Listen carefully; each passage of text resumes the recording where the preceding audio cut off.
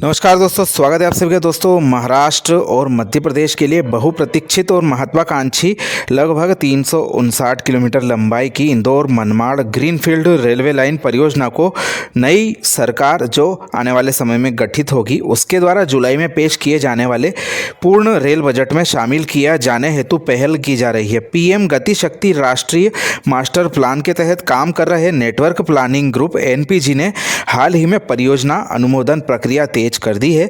यह परियोजना दो महत्वपूर्ण आर्थिक क्षेत्रों यानी कि मुंबई और इंदौर को जोड़ेगी और राज्य के सेंधवा, बड़वानी, धार और खरगोन जिले जैसे औद्योगिक रूप से बंजर क्षेत्र के आर्थिक विकास के लिए स्थान खोलेगी। गौरतलब है, इस परियोजना का एक हिस्सा लगभग 50 किलोमीटर लंबाई का धुले से नरडाना मध्य रेलवे के द्वारा अलग से अम्ब्रेला प्रोजेक्ट के तहत बनाया जा रहा है, जिसका कि कार्य इस महीने शुरू किए जाने की पूरी उम्मीद है।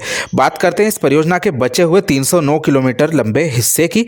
केंद्र के नेटवर्क प्लानिंग ग्रुप की 66वीं बैठक मुंबई से इंदौर तक सीधा रेल मार्ग खोलने के लिए 309 किलोमीटर लंबाई के इस नई रेलवे लाइन प्रक्रिया पर स्वीकृति के लिए कदम उठाए हैं। पिछड़े इलाकों में बेहतर कनेक्टिविटी और सामाजिक आर्थिक विकास को बढ़ावा देने के उद्देश्य से महाराष्ट्र और मध्य प्रदेश के क्षेत्र में यह परियोजना विकास के नए द्वार खोलेगी। जो बैठक हुई है उसमें पीएम गति शक्ति राष्ट्रीय मास्टर प्लान के सिद्धांतों पर आधारित एकीकृत परियोजना के परिप्रेक्ष्य में परियोजना विवरण की जांच की गई।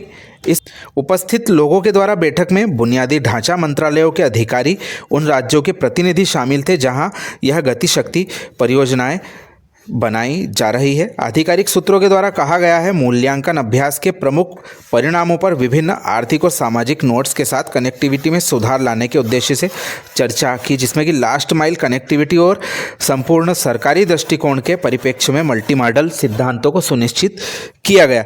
जैसा कि आप सभी जानते हैं, यह परियोजना काफ़ी पुरानी है। राष्ट्रीय महत्व की इस परियोजना को मध्य प्रदेश सरकार, रेल्स मंत्रालय, जहाजरानी मंत्रालय सहित त्रिपक्षीय पार्टियों द्वारा पहले बनाया जाना था। बाद में जहाजरानी मंत्रालय ने इस परियोजना से खुद को अलग कर लिया गया। इस परियोजना का एक हिस्सा मध्य रेलवे बना रहा है। बाकी हिस्से के कार्य शुरू होने में काफ़ी दिक्कतें दिखाई दे रही थी, क्योंकि इस परियोजना का बजट लगभग 20,000 करोड़ के ऊपर निकल गया है और इसको यदि स्वीकृति मिल जाती है तो काफ़ी ऐतिहासिक कदम केंद्र सरकार का होगा। इस परियोजना के बन जाने के पश्चात इंदौर मुंबई की दूरी लगभग 200 किलोमीटर कम हो जाएगी। साथ ही इंदौर पुणे की भी दूरी कम हो जाएगी। पूर्व में 10,000 करोड़ के आसपास यह परियोजना की लागत थी, लेकिन अब बढ़कर जैसा कि हमने बताया 22,000 करोड़ रुपए के ऊपर पहुंच गई है। परियोजना का सबसे महत्वपूर्ण पहलू यह है कि देश को इटारसी और भोपाल के अलावा दक्षिण भारत और पुणे पहुंचने के लिए एक वैकल्पिक मार्ग प्रदान करेगा। एनपीजी इस परियोजना को अंतिम मंजूरी के लिए नीति आयोग को सौंपेगा, फिर इसे नए केंद्रीय मंत्रिमंडल के समक्ष पेश किया जाएगा जो इसे मंजूरी दे सकती है। इसके पश्चात इसे अगले महीने रेल बजट में शामिल किया जा सकता है।